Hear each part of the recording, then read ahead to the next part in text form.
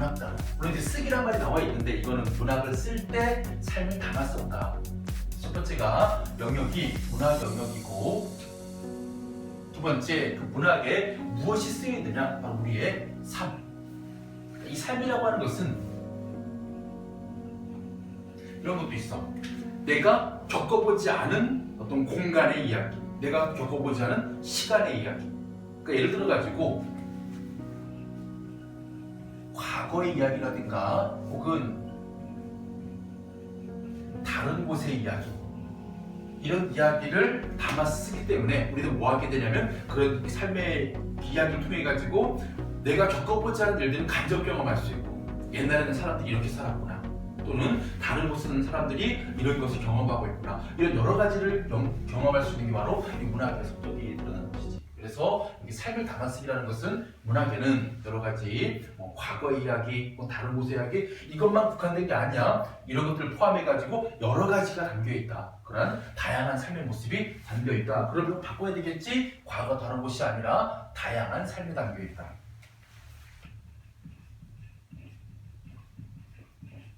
그렇게 담았을 때 문학이라는 것은 여러 가지 방법이 있어. 자, 여기부터 이제 우리 좀 적어야 돼. 정신 차리고.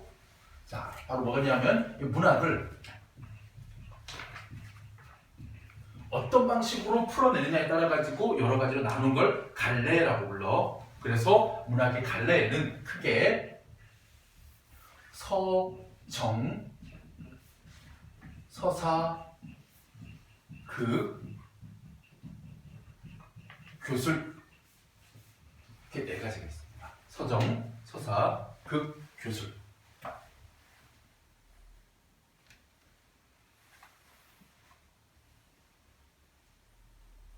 자, 먼저 서정갈래 하게 되면 자신의 감정을 풀어 쓴 것. 그래서 대표적인 게 시가 우리가 배우는 서정갈래가 되고요. 서사갈래 같은 경우에는 서사적이라는 말도 있고, 사건을 적는다 해서 이야기를 적는다 해서 소설, 이 서사갈래에 들어가고, 극은 보여줍니다. 현재에 대해서 보여주기 때문에 대표적인 게 희곡. 그리고 교술 같은 경우에는 자신의 경험을 담아서 깨달음을 드러내는 걸, 또는 독자들에게 교훈을 주기 위해서 쓴 걸 우리가 교술이라고 하고, 이게 조금 처음 들어본 말이지. 그래서 교술갈래에 수필이 있습니다. 그래서 수필이 교술갈래구나. 수필은 알거든. 이렇게 네 가지 갈래가 있고, 여기에서 우리는 첫 번째 시와 관련지어서 고재종이라는 시인의 첫사랑이라는 시를 공부하게 될 것이고, 그래서 이 작품을 통해서 서정갈래는 어떤 특성을 지니고 있을까를 찾아내야 돼. 두 번째, 우리 이태준의 돌다리라는 작품, 소설이야.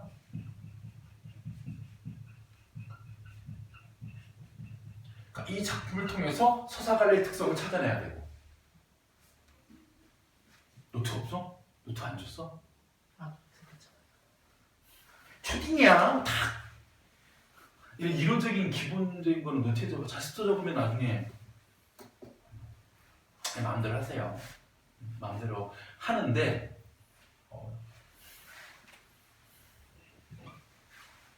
적을 게 많아. 앞으로 선생님하고 공부하면서 이론적으로. 그러니까 나 잔소리하게 좀 하지 마. 그냥 마음대로 해. 세 번째, 차범석의 성난기계.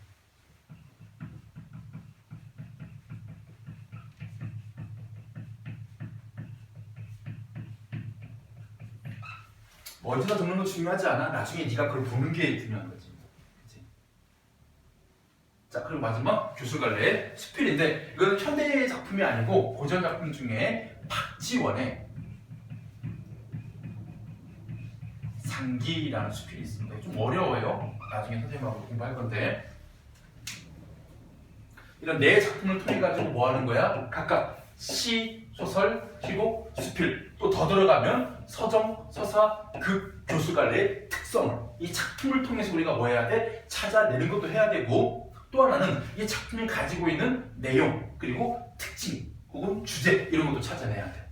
그래서 여기서는 뭐 하는 단어였냐면 문학을 제대로 공부하는 단어. 이 바로 여기는 3단원의 핵심입니다. 그래서 우리가 바로 138쪽에 첫 번째 서정갈래 이해해서 시가 나오고 고재종의 첫사랑이 나옵니다. 자, 들어갈 겁니다. 자, 들어가는데 중요한 건 이거야. 선생님 설명 잘 들어봐. 우리가 지금 하고 있는 거는 내신이야. 그런데 나중에 여러분들 3학년 돼서 11월 되면 이걸 봐야 돼. 수능. 지난 시간에 해준 얘기 기억나? 내신과 수능의 가장 큰 차이점. 언니? 얘기해보라고. 내신과 수능의 가장 큰 차이점. 문제가 어떻게 나온다? 지문이 어떻게 나온다? 내신은?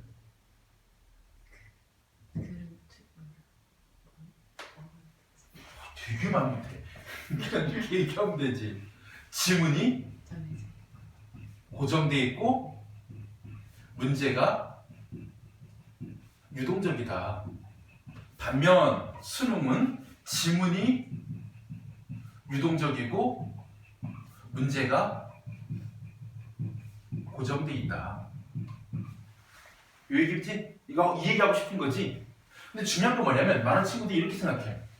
다르니까, 반대 방향이니까 내신 공부와 수능 공부는 별개다. 따로 해야 된다.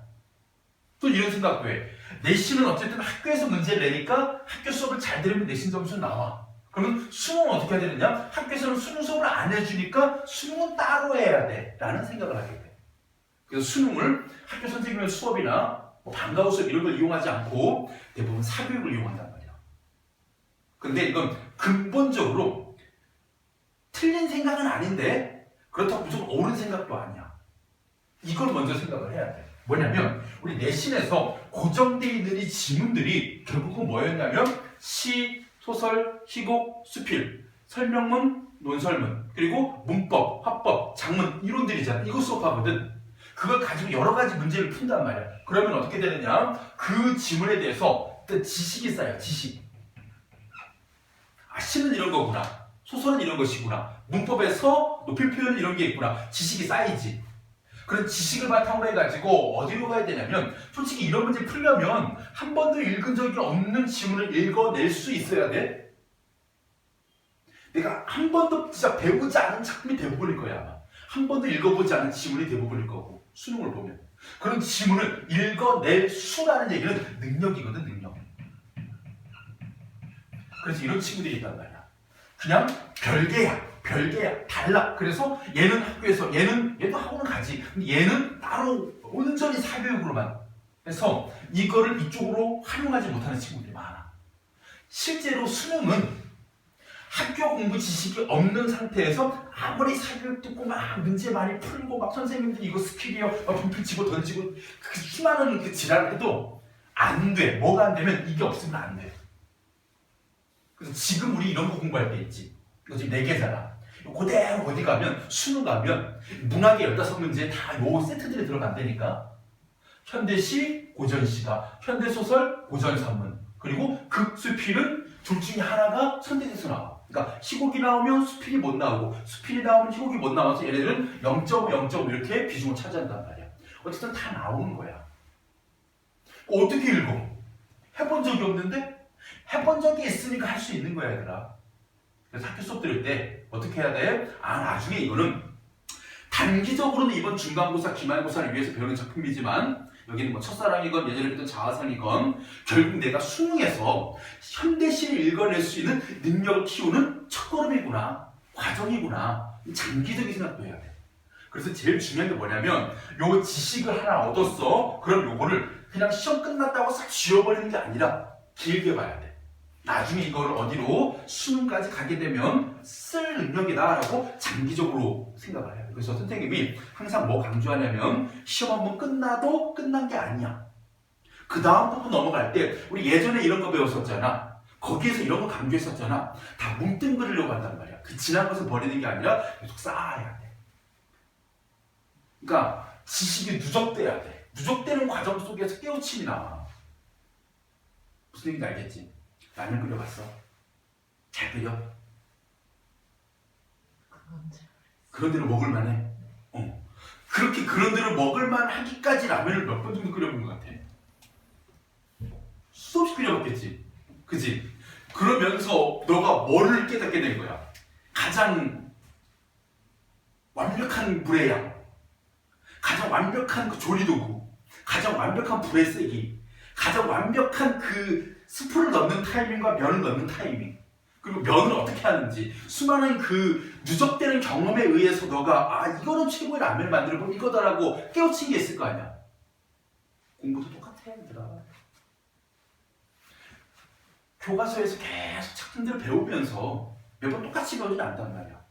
이렇게 공부했더니 학교 시험에서 점수가 잘 안 나왔어. 근데 이렇게 공부했더니 점수가 잘 나왔어. 이렇게 공부했더니 작품 이해가 잘 돼. 또 이렇게 했더니 작품 이해가 안 돼. 여러 가지 경험들이 쌓이면서 버리고 이렇게 공부하면 내가 뭐 할 수 있구나. 작품에 대해서 정확한 접근이 가능하구나. 문제에 대한 대응이 가능하구나. 딱 나눈 순간 나는 뭐 하게 되는 거야? 그런 갈래의 작품들을 요리해낼 수 있는 능력을 갖춘 사람이 될 거야. 그러면 어떤 질문이 나오든 간에 뭐 할 수 있어? 읽어낼 수 있고 문제를 풀어낼 수 있고. 그래서 별개가 아니야. 핵심은 뭐? 학교 수업 잘 들어야 돼. 선생님들 수업 잘 들어야 돼. 우리가 솔직히 막 그런 얘기 하잖아. 이번에 뭐 온라인 그 계약을 하면서 뭐 선생님들의 뭐 수업 능력에 대한 뭐 자질 의심 막 이런 얘기하고 있잖아. 다 소리야. 내가 이 얘기를 왜 하냐면 뭐 사범대를 나오거나 혹은 뭐 국어, 영어, 수학 그 전공을 한 사람들이 대학을 졸업해. 이 사람들 1차 목표가 뭔 줄 알아? 교사야. 학교 선생님 하려고 그 대학 나온 거거든. 사범대 나오고 국문과 나오고 영문과 나오고 수학과 나오고 이게 나왔어.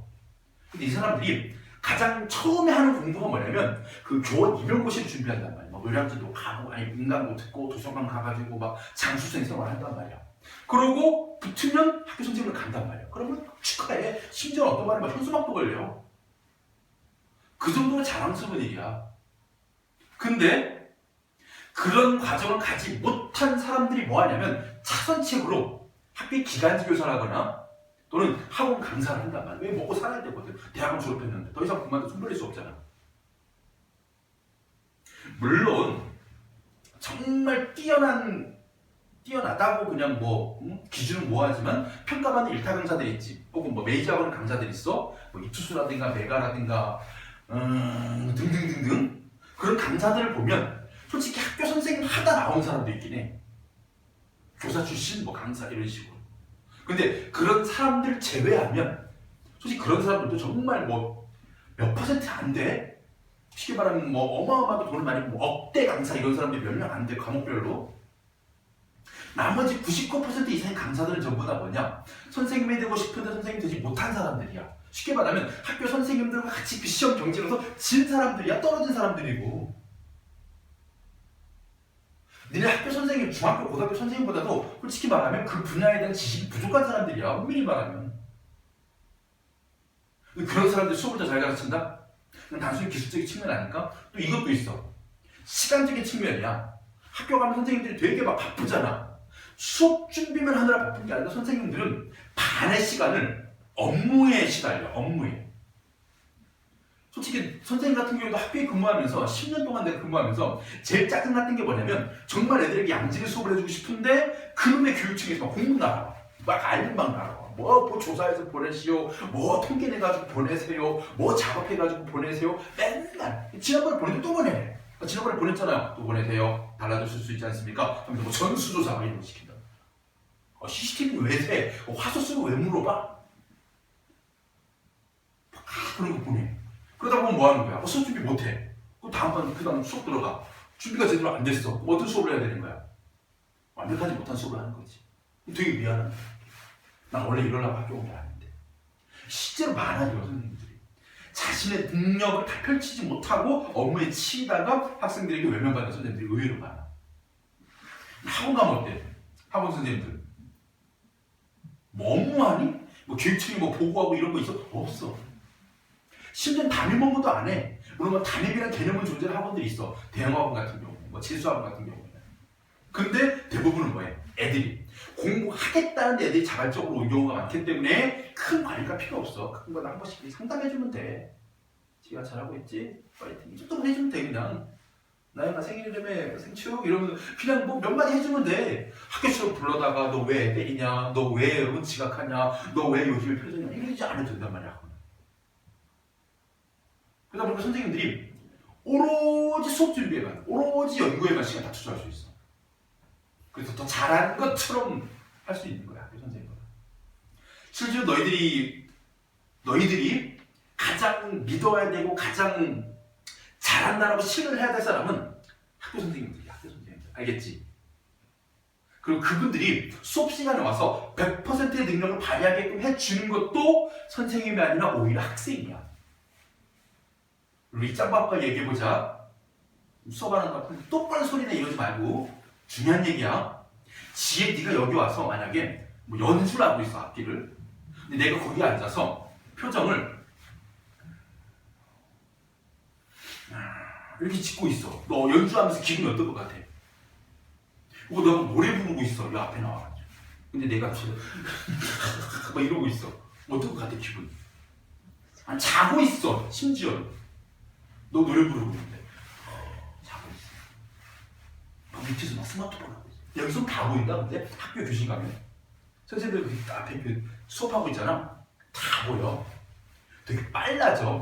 싹 한번 싹 스캔하면서 딱 칩한다고 어느 순간 누구 휴대폰 갖고 와. 오, 선생님 귀신이야. 귀신이 아니야. 보여다. 왠줄 알아? 어색한 게 보이거든. 너네 생각해봐. 자연스럽게 만약에 꺼내서 스마트폰에 하게 되면 그냥 자연스럽게 하거든. 근데 애들이 하지 말아야 될 행동할 때는 뭔가 부자연스러워. 자꾸 선생님을 쳐다본단 말이야. 제가 왜 날 자꾸 쳐다보지? 보니까 얘가 이러고 있는 거야. 그럼 당연히 스마트폰이지. 가와이. 압수. 한 달. 이거 한 번만 살려주세요. 근데 애들가 너 죽이니? 스마트폰만 압수하겠다는 건데? 뭐 뺏어가. 다 보여. 근데 그 애들 중에 내가 수업하고 있는데 자는 애, 스마트폰 하는 애, 딴짓 하는 애, 옆에 애랑 잡담하는 애, 하품하는 애, 쪼가리 개고 있는 애, 다리 꼬가 달걀달걀 털고 있는 애 다 있어, 애들이. 그지? 예, 학교 가보면. 선생님 기분 어떨 것 같아? 입장 바꿔 생각해봐. 어떨 것 같아, 선생님 기분? 니네가 만약에 선생님이라면 어떨 것 같아? 수업할 만나? 안 나는데 참고하고 계시잖아. 선생님 수업이 지루해요, 재미없어요, 선생님 왜 이렇게 막 우리한테 막 뭐 열의가 없으세요 이런 얘기 하기 이전에 니네가 먼저 한번 학급을 돌아봐야 돼. 네 자세를 돌아봐야 돼. 이건 어쩔 수 없는 거야. 니네가 대우를 받고 싶으면 그런 행동을 먼저 보여줘야 돼.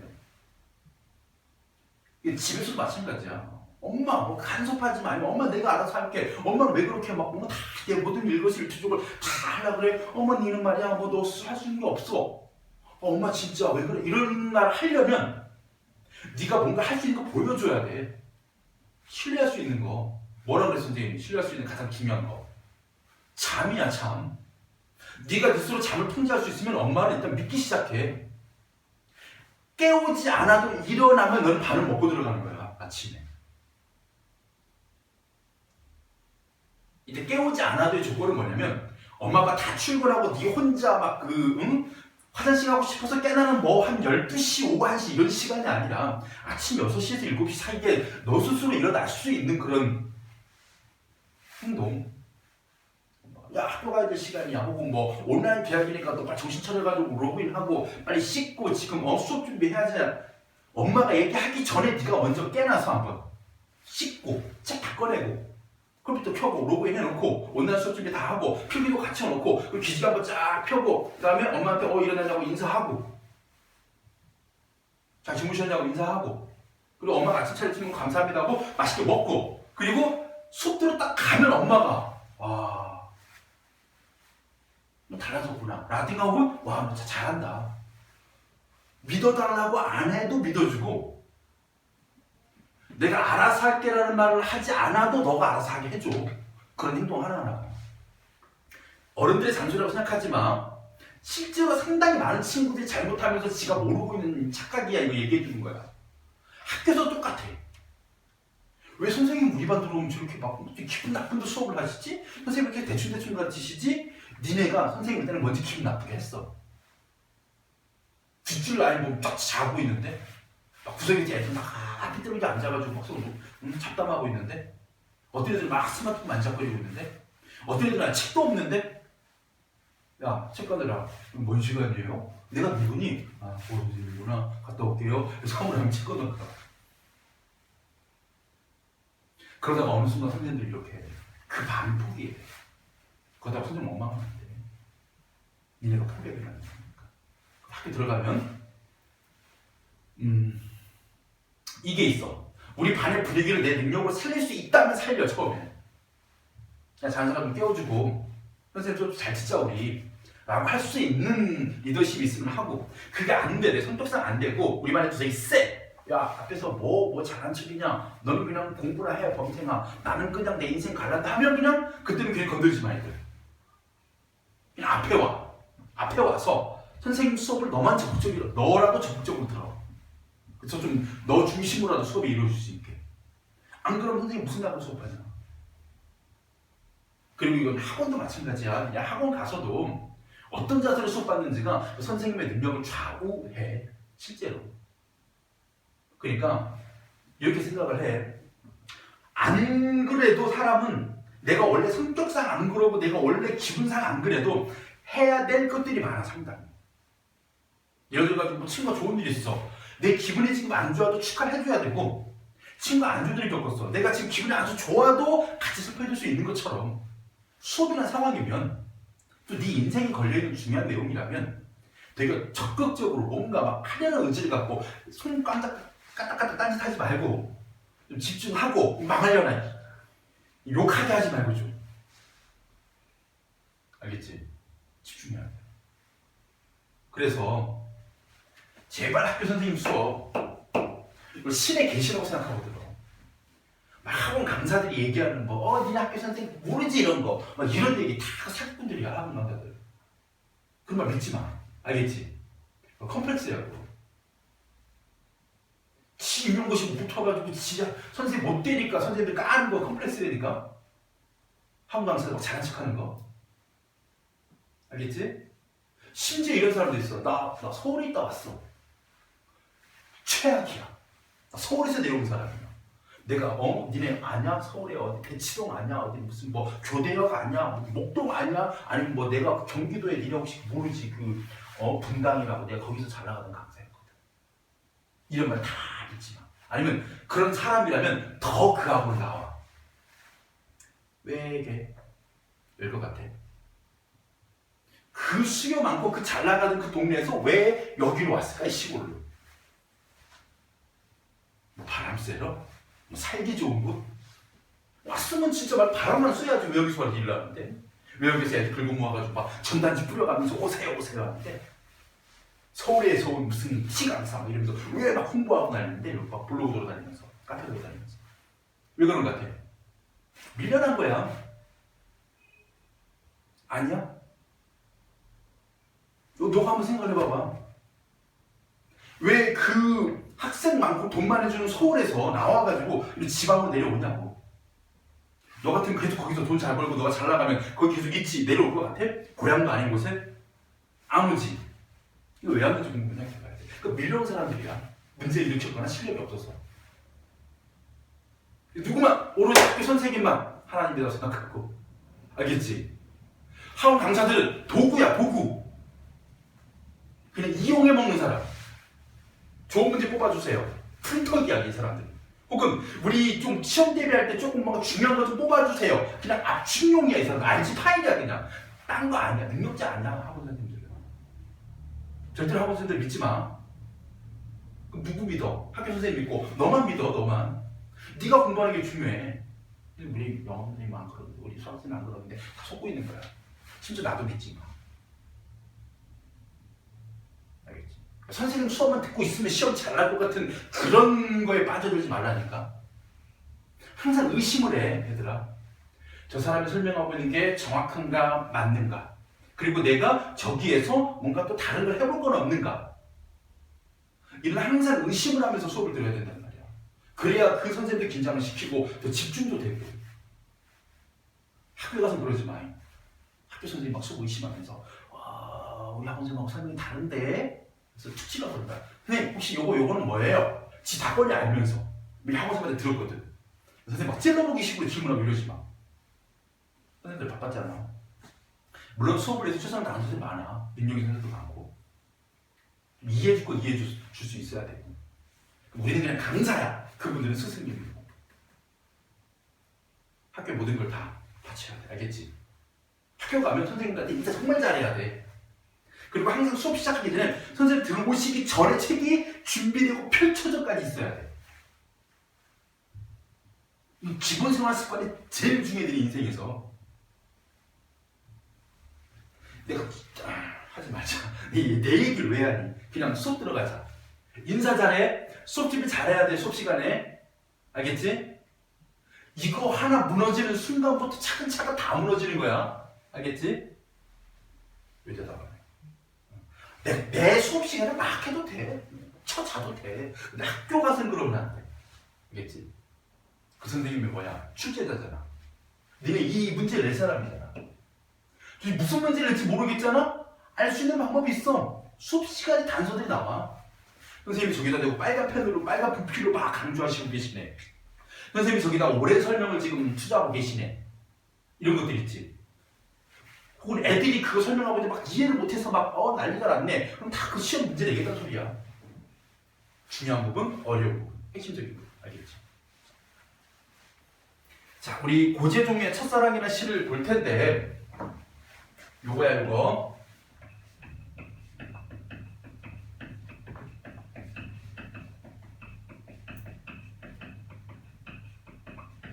자, 첫사랑. 언제인지 모르겠지만 사람은요, 다 첫사랑은 있어요. 아직 없을 수도 있고 앞으로 생길 수도 있고 이미 한번 겪어봤을 수도 있고 사람마다 첫사랑의 기준이 달라서. 그치? 보통 초등학교 때 있지 않나? 첫사랑? 없음? 짝사랑도 없었어? 짝사랑도 사랑은 사랑이잖아. 아니야. 사랑 따위는 안 해. 사랑은 사치야. 응? 제가 무슨 이 나이에 사랑입니까? 그치? 나중에 어른 되고 제대로 된 놈 만나야죠. 이런 것도 있을 수 있어. 그건 뭐 사랑은 사람마다 다 다른 거니까. 근데 보편적으로 사람이 첫사랑이라고 하면 딱 느껴지는 이미지가 어때? 첫사랑 하게 되면 뭔가 순수하고 아름답고 또는 가슴 찡한. 왜? 대부분의 첫사랑은 실패로 끝난 경우가 많거든. 물론 첫사랑이 평생의 반려자가 돼서 결혼까지 간 사람도 있어. 저 누구 있잖아, 영화배우 차태현 같은 경우. 차태현의 부인이 첫사랑이라고 알고 있어, 나는. 그치? 첫사랑이었고 쭉 계속 어릴 때부터 사귀다가 나중에 이제 같이 결혼하고 지금까지 잘 지내고 있고. 차태현이 중간에 1박 2일 하는 도중에 내 입을 붙였다고 조금 욕먹은 그 사건 때문에 그 하차한 거 빼고는 되게 잘 지내고 있단 말이야. 요즘에 다시 드라마 찍었던데? 얼마 전에? 어쨌든 간에 첫사랑 하면 대부분 뭐로 끝나? 실패로 많이 끝난단 말이야. 그런 첫사랑의 이야기는 누구의 이야기냐? 바로 사람의 이야기, 사람의 이야기. 우리들의 이야기. 우리들의 삶의 이야기. 근데 중요한 건 뭐냐면 시잖아, 시. 넌 도대체 그 수능 샤프를 언제 들 거야? 그게 무슨 1000불 뭐 10kg짜리야? 그거 하나 들고 있는 게 그렇게 내 마음을 좀 아프게 하는데 안 들고 있어. 여기 아까 뭐 있어? 손에 막 자꾸 막 만지던데 뭐 반죽하니? 몇 번 가줄 거야? 신경 쓰여서. 어? 아니 뜯어지는 신경 쓰여가지고. 신경 쓰여가지고 일단 나 쉬는 시간에 밴드 줄 테니까 밴드 붙여. 알겠지? 아니면 저기 뭐 감든가.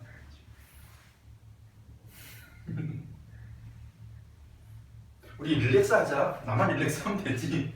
그리고 우리 재밌게 하자, 수업 이왕. 그지? 인생이 고달픈데 수업이라도 재밌어 해야지. 안 가르쳐. 우리 상호 불가침주약을 맺자. 넌 난 침략 안 했구나. 내가 너를 더 이상 가르치지 않을게. 좋게 할게. 알겠지?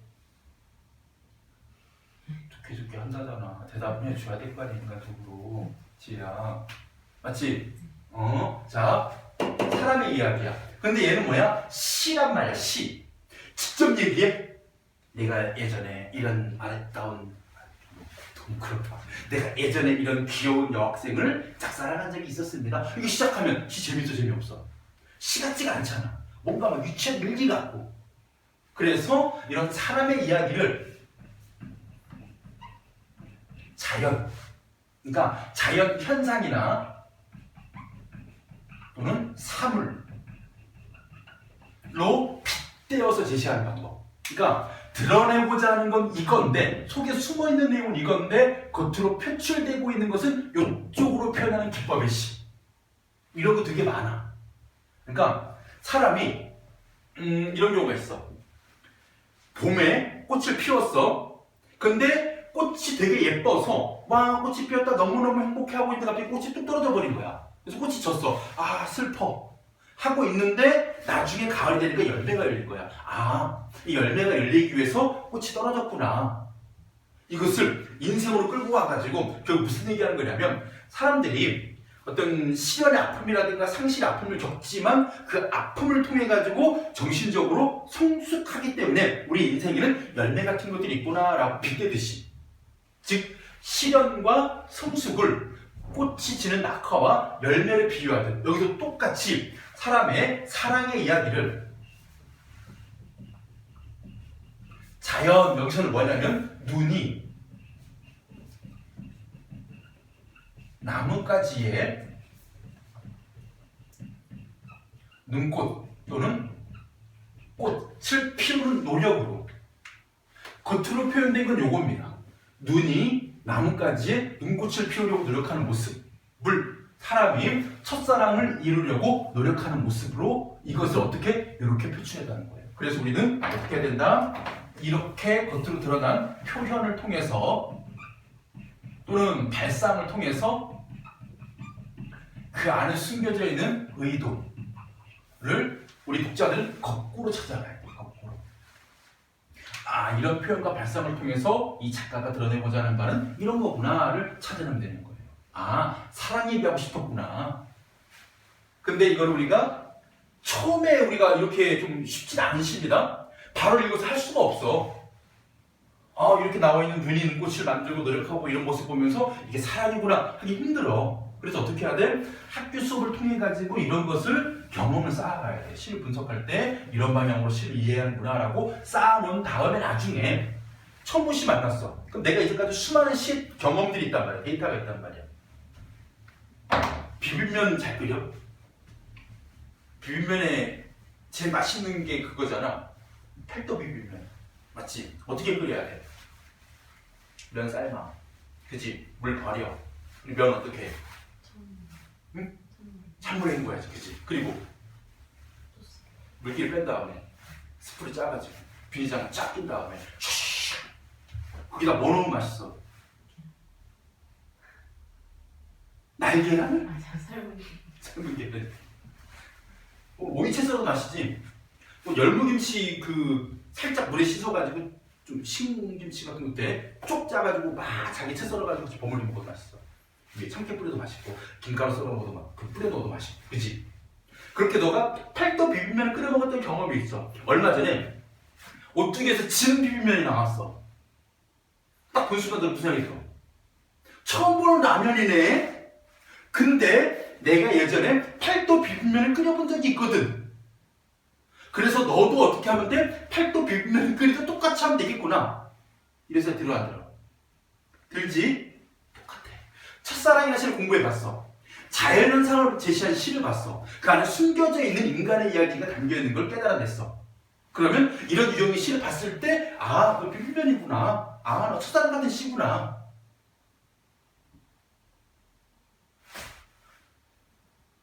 끄덕끄덕 해야지 이 타이밍에.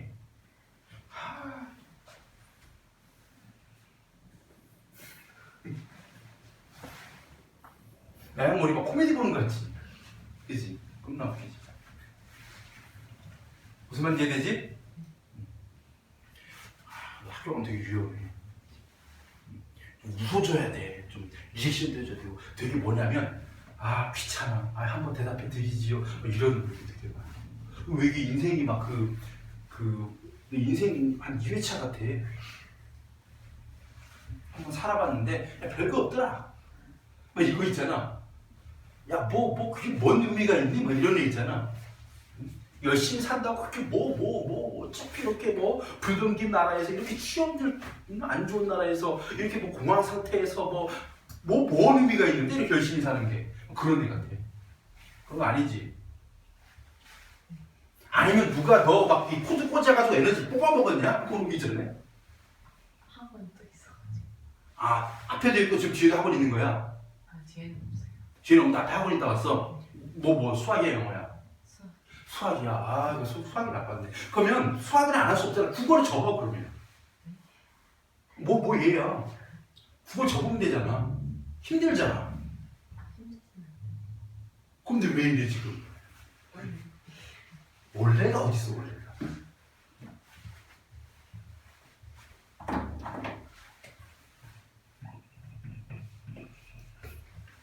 첫 번째요. 자, 거기 설명도 돼 있고 그 설명을 더 덧붙여가지고 선생님이 많이 풀어주겠습니다. 흔들리는 나뭇가지.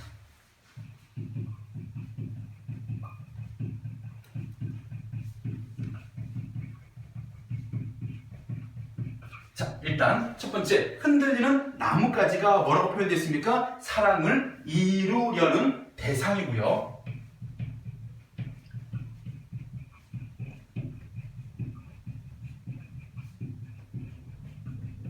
근데 중요한 거 뭐냐면 그 대상은 엄밀히 말하면 뭐만? 나뭇가지만이에요. 나뭇가지만. 근데 앞에 어떤 말이 꾸며지고 있어? 흔들리는 나뭇가지야.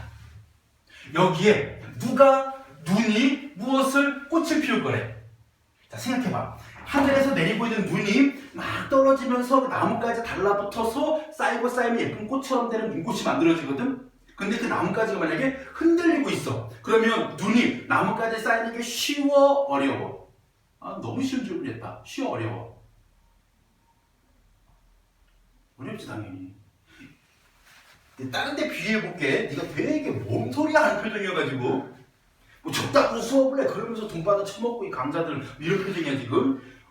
자, 날아오는 공을 치는 게 쉬울까? 가만히 고정되어 있는 공을 치는 게 쉬울까? 티볼 해봤어? 티볼? 이렇게 그 공 막대기 된 위에다 공 딱 올리고 딱 치는 야구 같은 경기 있잖아.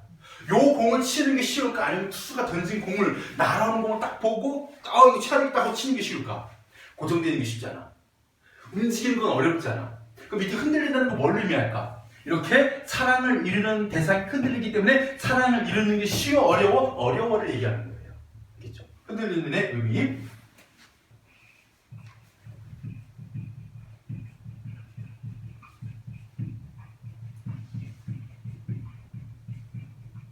사랑을 이루기 어려움을 의미합니다. 사랑이 제일 어려운 거야. 내가 보기엔 돈 버는 것보다 더 어려워. 그치? 왜? 두 사람의 마음이 동시에 딱 맞아야 되고 그 마음이 오래오래 가야 되고 변하지 않는 게 사람이어야 되거든. 맞잖아. 나는 좋아하고 있는데 또 사람 딴 사람 좋아하고 있어. 사랑 이루어져 안 이루어져? 안 이루어지는 거잖아. 그치? 그리고 그 사람이 어제는 나 좋았는데 오늘 내가 밥 먹고 있으시는 거 보더니 나를 경악을 해가지고 마음이 바뀌었어. 그 타이밍에 고백을 한 거야. 사귈까? 그럼 얘가 어떤 생각을 해? 마음이 바뀌었잖아. 순식간에. 이런 식으로 사랑은 이루기 어렵다는 속성을 무엇으로? 나뭇가지가 흔들리는 모습으로 표현한 거예요. 그래서 겉으로 보여지는 이 자연물, 이 현상을 가지고 뭘 얘기한다? 사람의 사랑 이야기를 한다. 사랑은 이루기 어려운 걸 한다. 알겠지? 할 거면 제대로 하든가 안 할 거면 하지 마. 나중에 사랑이 찾아오면 해. 사랑은 뭐지 말하는 줄 교통사고 같이 느닷없이 와. 교통사고 안 당해봤는 모르겠는데 느닷없이 교통사고 당하거든? 나는 내가 받아본 기억보다는 누가 나를 와서 막 받은 경험이 좀 몇 번 있어. 갑자기 그러니까 달리는 차도 아니고 차 안에서 또 새 차였어. 뽑은 지 한 일주일밖에 안 된 새 차. 근데 지금 차가 그 10년 된 차인데 일주일밖에 안 된 그 어느 날 주차장에 잘 세워놓고 그때 길가에 있는 그 박스 그린 주차장에서 세워놓고 차에서 스마트폰 그것도 최신폰 막 하고 있는데 뿡! 웃었어. 이거 뭐야? 나 무슨 미사라고 줄 알았어. 알고 봤더니 어떤 엄마가 비 오는 날 딸 데리러 간다고 그 코너를 부앙 하고 돌면서 그냥 그 핸들을 이렇게 틀고 턴을 했으면 다시 풀어서 가야 될 거 아니야. 계속 돈 거야. 근데 내 차로 온 거야. 뭔지 알겠지? 근데 내 문이 아니라 내 뒷문으로 와서 뒷범퍼로 뻥! 하고 그냥 친 거야. 그래서 딱 내려봤는데 분명히 이렇게 서 있던데 내가 좀 이렇게 돼가 내렸어. 차가 그 정도 돈 거야. 충격받아. 진짜 웃음밖에 안 나오더라. 스티커도 다 안 된 차거든. 근데 와서 받아버린 거야. 나 아줌마가 막 갈라 그래. 바쁘대. 딸 비 맞고 있대. 어이없어. 아줌마 저는요 보험 부르세요. 하여튼 가면서 부르면 안 될까요? 딸이 비 맞고 있어가지고 저도 지금 비 맞고 있고요. 저 지금 일주일 뒤밖에 안 지났어요. 보험 부르세요. 아줌마 저 화내기 전에 보험 부르세요. 나도 뭐 보험 부르라고. 보험도 지금 바로 왔어. 그랬더니 그쪽 보험사잖아. 우리 아줌마가 거의 100% 잘못한 거야. 멈춰있는 차에 가서 그것도 주차장 안에 주차 박스 안에 주차된 차에다 땅 때려 박았으니까. 그래서 100% 보장을 해줘야 되는 상황이야. 그러면서 막 하고 있는데 갑자기 뭐 나는 어떻게 다녀? 차 수리하는 동안. 그리고 새 차인데 감가상각 이런 거 있거든. 새 차인데 사고로 인해가지고 내 차값이 떨어졌잖아. 그 얘기하는데 뭐 거기까지 안 해주겠대. 나 열받아. 나 그 차 안에 있었는데 그럼 나 병원 가서 누울까요? 했더니 죄송합니다 해드릴게요. 그래서 렌트카도 막 끌고 오고 그런 일이 있었지. 느닷없이 너가 너 일하고 있는데 열심히 네 인생 살고 있는데 열심히 공부도 하고 열심히 막 그 네 삶을 멋지게 살아가고 있을 때 갑자기 너를 보고 반한 누군가가 느닷없이 교통사고처럼 탁 나타나는 거야. 그때까지는 그냥 외로움을 즐기고 고독을 즐기고 알겠지? 어렵거든. 자, 흔들리는 나뭇가지에 꽃.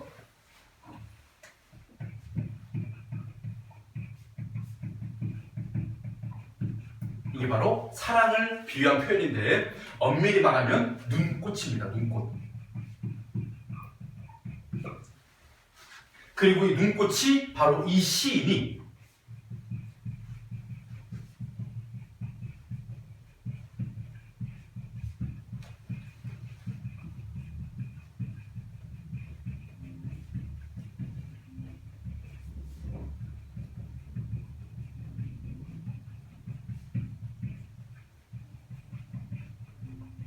섬세한 관찰력에 의해서 관찰된 자연물 중 하나가 바로 이 눈꽃입니다.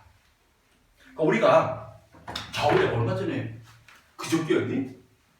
니 그거 알아? 그 일요일인가 월요일에 한라산에 눈 온 거? 지금 4월인데 대설주의보들이 한라산 지금 가면 어떻게 되어 있냐면 나무에 눈꽃들이 막 피어 있어. 그러니까 그냥 자연산 크리스마스 트리. 너네 원래 그 크리스마스 트리의 나무의 원산지가 제주도인 거 알아? 구상나무라고? 이렇게 원뿔 모양 된 나무. 원산지 제주도 한라산이야, 구상나무. 우리는 뭐 핀란드산 막 이렇게 알고 있는데 아니야. 어쨌든 그 나무에 눈들이 싹 쌓인 다음에 뭐해? 꽃을 피운 모양처럼 돼 있다. 눈 결정 되게 예쁘잖아. 그 우리 딱 보면서 오 멋있어 개쩔어 인증샷 막 이러고 있는데 이 시인은 가만히 들여다보는 거야. 시인이 보통 사람들보다 좀 더 섬세하고 좀 더 관찰력이 있어. 좀 더 의미를 찾으려고 하고. 시인과 일반인의 차이지. 그래서 이 눈꽃을 섬세하게 관찰하면서 얼마나 저 꽃을 피우기 위해서 눈이 힘들었을까? 얼마나 공을 들였을까? 얼마나 노력을 했을까?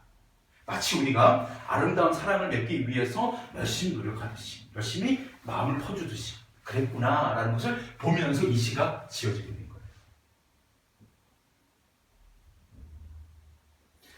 바람도 없고 감동도 없고 재미도 없고. 자, 눈은 자, 꽃 한번 피우려고 눈이 바로 사랑을 이루려는 주체.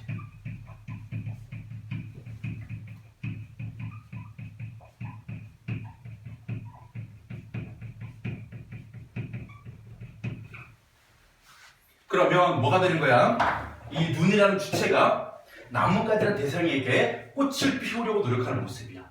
이거는 뭐로 해석하면 되는 거야? 어떤 사람이 누군가와 첫사랑을 맺기 위해서 혹은 사랑을 하기 위해서 열심히 노력하는 모습처럼. 그래서 인간의 이야기가 자연물의 현상으로 보여줍니다.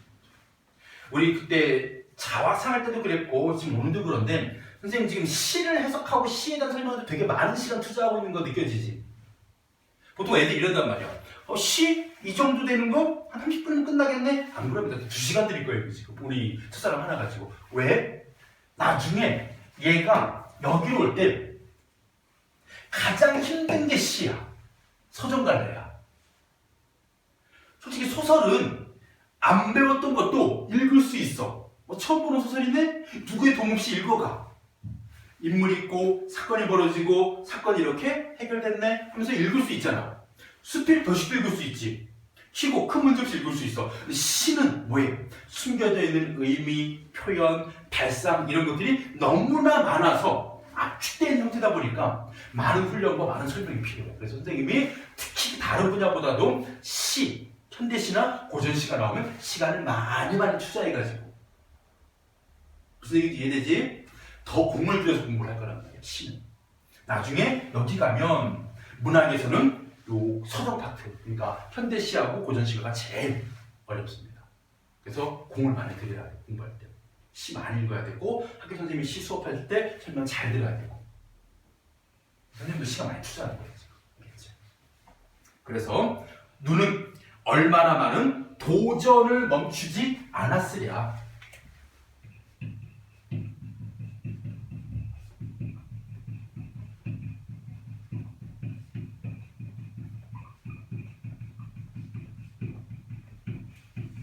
자, 일단 첫 번째 도전이라는 말. 우리가 뭐로 해석하면 되느냐? 바로 눈이 눈꽃을 피우기 위한 노력을 의미하는 도전. 보통 도전은 하기 쉬운 거 할 때 도전이라고 해요? 어려운 거 할 때 도전이라고 해요? 어려운 거 할 때 도전이라고 하잖아. 지금 이 눈이 사랑을 이루는 게 쉬워, 어려워? 어려워. 왜 어려워? 나뭇가지 흔들리고 있잖아. 그지? 그걸 도전이라고 표현한 거야. 그런데 실제로 눈이라는 이 사물은 뭔가 도전하고 노력하는 의지가 있는 그런 주체가 아니지. 그냥 사물이야. 스노우는 그러니까 공개 중에 수증기가 응결된 채로 그냥 하강하는 이 사물은 뭐 마음이 있니 정서가 있니 뭐 사상이 있니 아무것도 없는 그냥 사물이라니까. 근데 걔가 뭐 한다 그래서 도전한다 그랬잖아. 뭐야? 사람이 아닌 걸 사람처럼. 제발 얘기해 주세요. 의법이라고. 의법.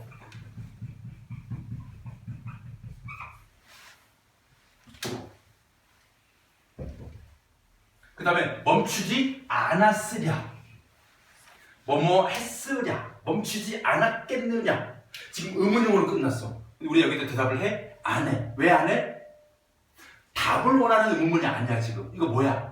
우리 의문문 공부할 때 그거 있었죠. 종결 표현 중에 의문형 종결어변 중에 설명 의문문이 있었고 판정 의문문이 있었고 수사 의문문이 있다고. 수사 의문문은 답을 요구하지 않지만 뭐 감탄, 평서, 명령의 기능을 대신하는 것도 있잖아. 그리고 문학에서는 설의법이 대표적인 수사 의문문이야. 이거 설의법이 쓰는 겁니다. 설의법.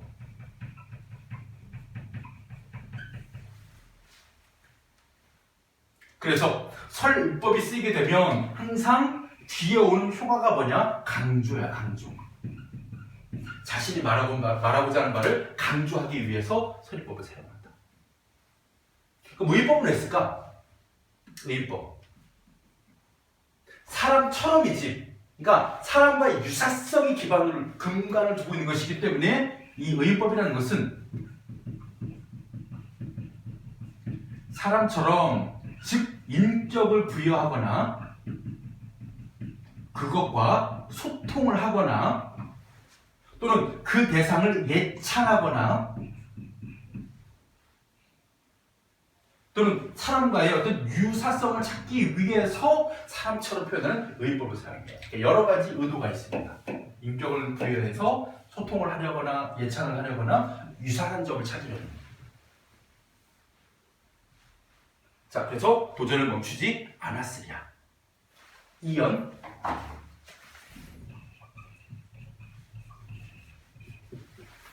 자, 싸그락 두드려 보았겠지.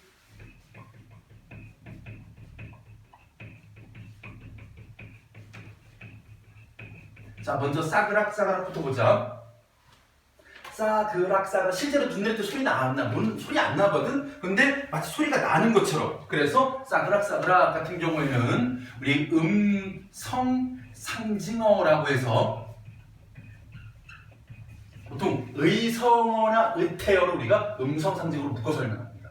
그래서 사물의 소리를 흉내낸 말 또는 동작을 흉내낸 말. 이때는 싸그락싸그락 하게 되면 보통 소리로 많이 연상이 되지. 그러면 이때는 눈이 내리는 그 의성어를 음성 상징어로 표현한 부분이고 싸그락싸그락. 또 있어. 싸그락이라는 말이 반복되고 있지. 그래서 반복. 를 통해 가지고 뭐 하고 있다? 운을 형성하고 있다.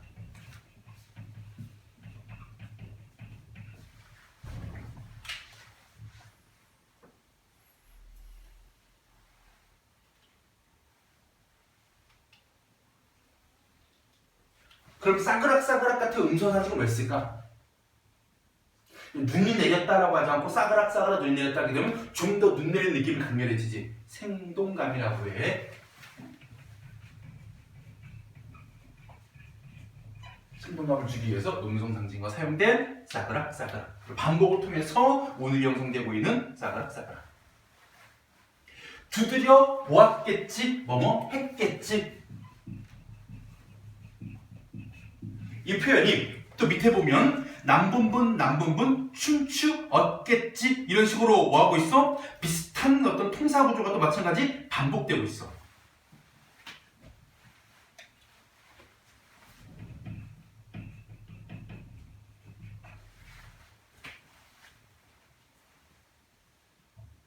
싸그락싸그락 두드려 보았겠지. 그 다음에 남분분.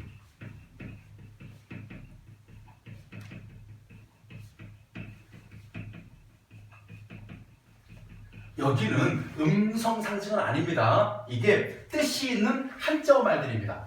어지럽게 꽃잎이나 가루처럼 흩날리고 이런 뜻이기 때문에 여기서는 그냥 의미만 받아들이시고 아 반복만 썼구나. 반복을 통해서 운율을 형성하고 있고 그리고 남분분을 통해서 우리가 어지럽게 눈이 흩날리는 모습을 연상할 수 있지.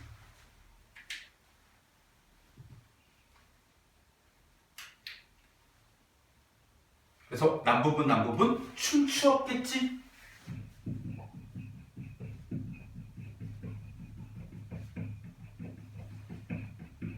자, 일단은 춤추다 의인법. 그 다음에 뭐뭐 했겠지 반복법. 요거 반복된 거거든.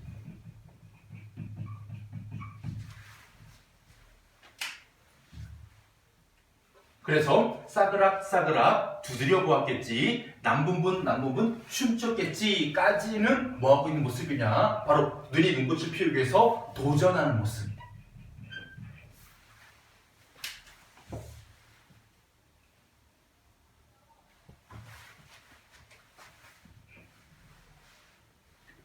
그러다가 미끄러지기.